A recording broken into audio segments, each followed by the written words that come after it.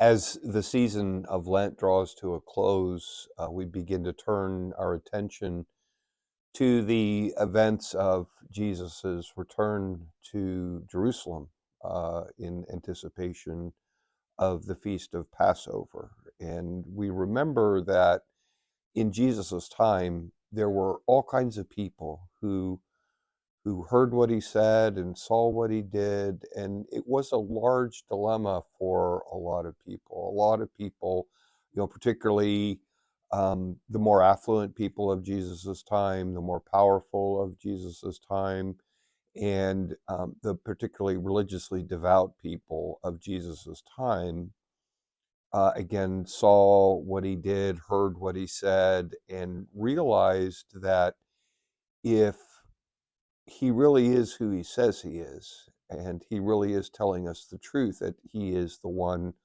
anointed by God for the salvation of the world, then things are going to really change for me. In fact, a lot of people realized um, if Jesus really is who he says he is, it's going to destroy my way of life and my livelihood.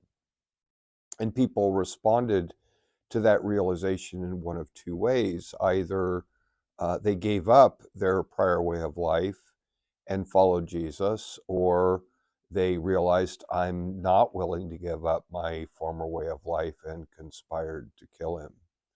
And so this is a good time to examine the motives of our own hearts. And having heard what Jesus said, having seen what Jesus does, is there a part of me that is still waiting, still clinging to a prior way of life or a prior way of seeing the world, and is still waiting to be reconciled by Christ? And so take that opportunity this week to take those motives of your heart, that examination of your conscience to the Lord.